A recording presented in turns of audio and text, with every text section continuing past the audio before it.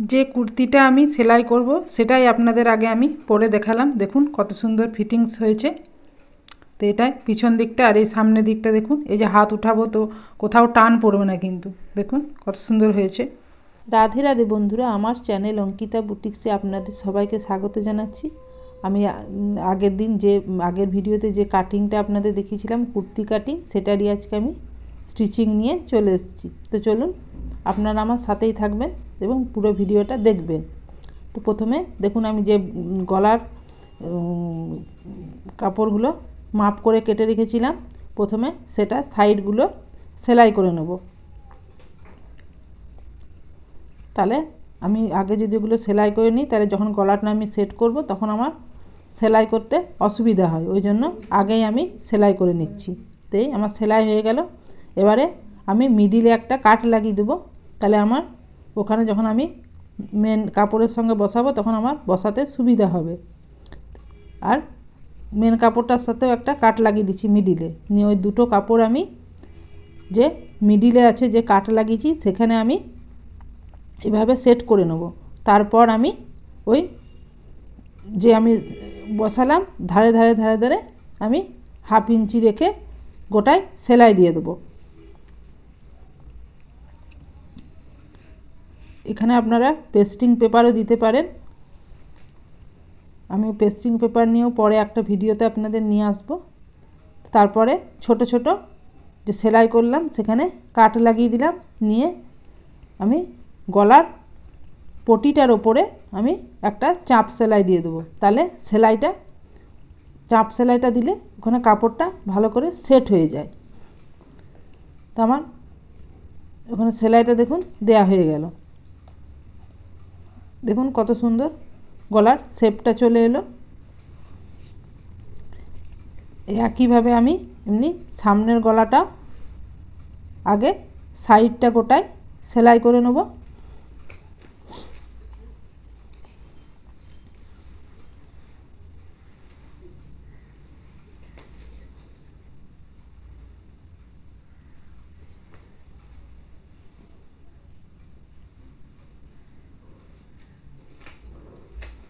যখন কোনো ডিজাইন থাকে গলাতে তখন এটা একটু ধীরে ধীরে সেলাই করবেন, তাহলে ডিজাইনের শেপটা ঠিক মতন আসে। তাই আমার সেলাই হয়ে গেল। এবারে আমি কাপড়টা সামনে গলাটাতে বসিয়ে গোটাটাতে একটা সেলাই দিয়ে দুটো কাপড় আমি জয়েন করে নেব। এভাবে প্রথমে আপনারা সেট করে নেবেন, তারপরে কিন্তু সেলাইটা দেবেন। দেখে নেবেন কাপড়টা একদম মিডিলে আছে কিনা। তারপরে দুটো কাপড় একসঙ্গে সমানভাবে অ্যাটাচ করে নিয়ে স্টিচ দিয়ে দেবেন।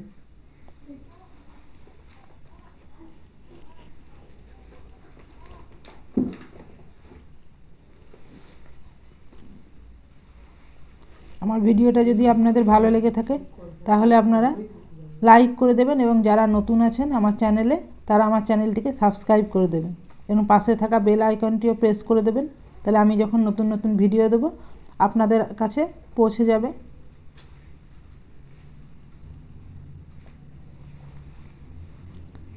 তো আমার সেলাইটা ওপরে দেয়া হয়ে গেলে এরপরে আমি ছোট ছোট কাট লাগিয়ে দেবো। এভাবে ছোট ছোট কাট লাগালে কাপড়টা যখন আমি ঘুরিয়ে বসাবো তখন ভালোভাবে সেট হয়ে যায়। এরপরে আমি এর ওপরে একটা চাপ সেলাই দিয়ে দেবো।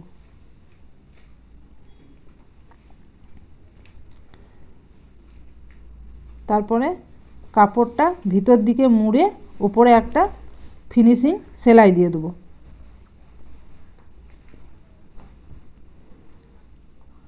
এই সেলাইটা দিলে গলাটার সঙ্গে যে আমি পটিটা বসিয়েছি সেটা একদম পারফেক্টভাবে সেট হয়ে যায়।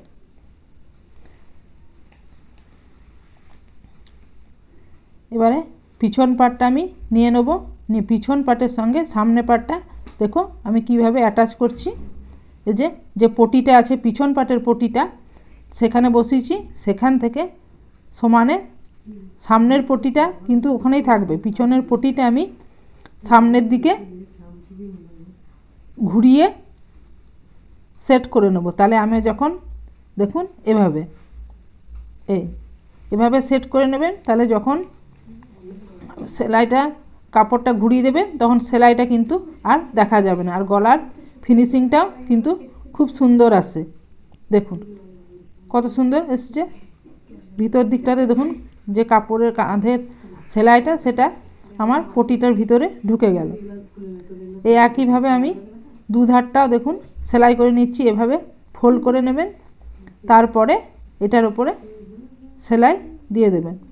অবশ্যই ডবল করেই সেলাইগুলো দেবেন।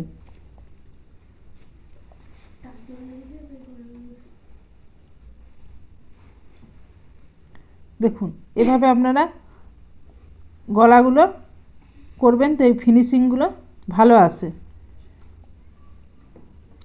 এরপরে আমি হাতটা বসিয়ে নেব। যদি কোনো কাপড় এক্সট্রা থাকে তা সেগুলো একটু করে কাটিং করে শেপ নিয়ে চলে আসবে, ওগুলো কোনো অসুবিধা নেই।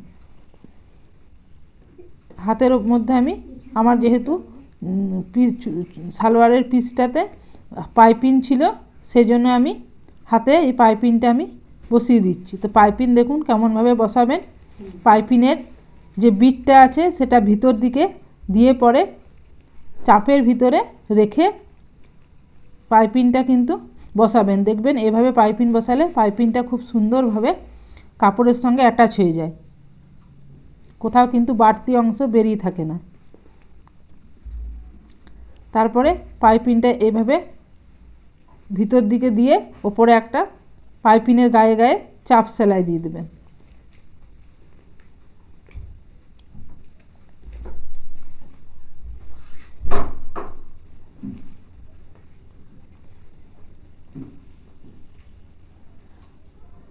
তার উপরে আর একটা দিয়ে দেবেন, তাহলে পিছন দিকে যে কাপড়টা আছে সেই কাপড়টা একদম সেট হয়ে যাবে।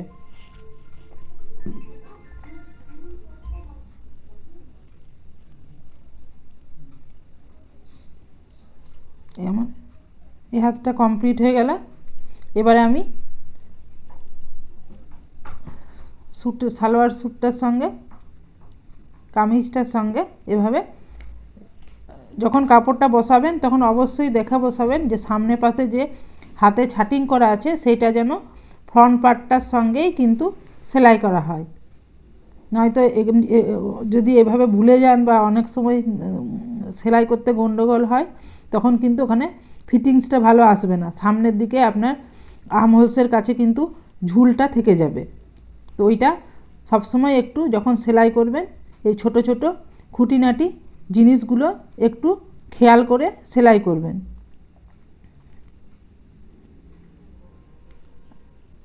সেলাইগুলো অবশ্যই কিন্তু ডবল করেই দেবেন। আমার এই হাতটা দেখুন বসানো হয়ে গেল।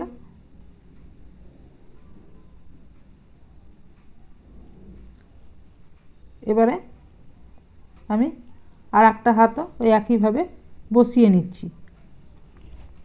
তারপরে যখন দুটো হাত বসানো হয়ে গেল, ফিটিংসটা আমি যেহেতু 1.5 ইঞ্চি এক্সট্রা নিয়েছি, সেটা আমি 1.5 ইঞ্চি এক্সট্রা এদিকে তোমার দাগ দেওয়া আছে, আর এদিকে আমি 1.5 ইঞ্চি এক্সট্রাটা বাদ দিয়ে আমি ফিটিং লাইন্সের দাগটা নিয়ে নেব।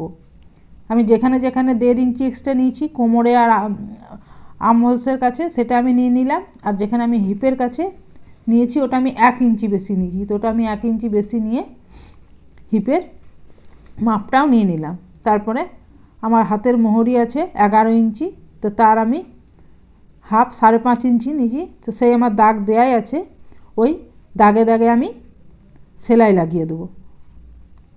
যখন সেলাই লাগাবেন তখন অবশ্যই পিছন পার্ট আর সামনে পার্ট দেখে নেবেন একদম সমানভাবে কাপড়টা বসানো আছে কি না, নয়তো অনেক সময় কম বেশি হয়ে যায়।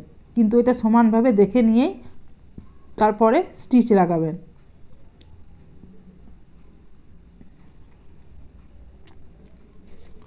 প্রথমে দাগ দিয়ে দেবেন, দাগ না দিলে কিন্তু অনেক সময় কম বেশি হয়ে যায়। ওই জন্য মেপে দাগ দিয়ে তারপরে যতদূর হিপ লাইন অবধি সেলাইটা দেবেন, তারপরে থেকে ওখানে ঘুরিয়ে পরে আবার ডবলভাবে সেলাই দিয়ে দেবেন। তাই আমি এক ধারটা সেলাই হয়ে গেল।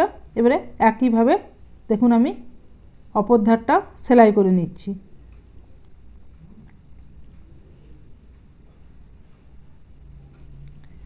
সেলাই করার এই ছোট ছোট খুঁটিনাটি টিপসগুলো আপনারা খেয়াল রেখেই সেলাই করবেন, দেখবেন তাহলে আপনাদের সেলাই কিন্তু একদম পারফেক্টভাবে আসবে।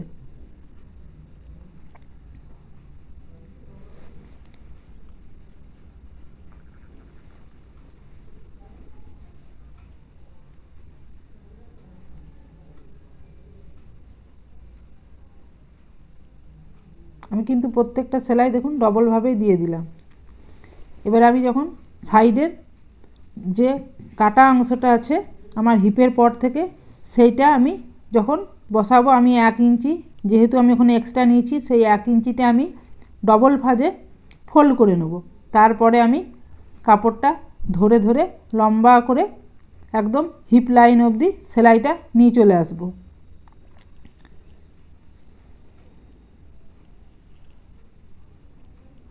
ওইটা কিন্তু একটু খেয়াল করে করবেন, সেলাইটা যাতে সোজাভাবে আসে, না তো অনেক সময় সেলাইটা করার সময় বেঁকে যায়, তখন কিন্তু যখন আপনার ফিনিশিংয়ের সময় কিন্তু ওটা দেখতে ভাল লাগে না। এইভাবে দেখবেন।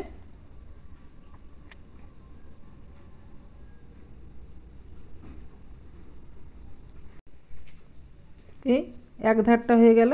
এবার হিপের পাশ থেকে ওইখানটা কাপড়টা মুড়ে এদিকেও 1 ইঞ্চিতে আমি 2 ভাঁজ ভাঁজ করে নিয়েছি, তারপরে ওই লম্বা করে টেনে নিলাম। একইভাবে আমি দুধারি করে নিলাম।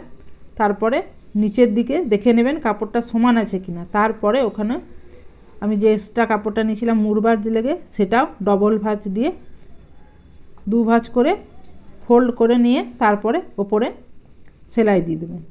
সাইডের সেলাইগুলো ডবল করে দিয়ে দেবেন, তাহলে এক চাপ সরে সরে তাহলে দেখতে ভালো লাগে, ফিনিশিংগুলো ভালো আসে। তো এভাবে আমি দুটো ধারই সেলাই দিয়ে দিলাম। দেখুন কত সুন্দর আমার তৈরি হয়ে গেল কুর্তিটা। গলাটা হাত সেলাই দিয়ে দেবেন, তাহলে হাত সেলাই দিলে ওটাতে ফিনিশিংটা ভালো লাগে। তো আমার ভিডিওটা আজকের মতন এ পর্যন্ত। পরের ভিডিওতে আবার আমি নতুন কিছু নিয়ে আসব। দেখুন আমার রেডি হয়ে গেল কুর্তি বা কামিজ। ধন্যবাদ।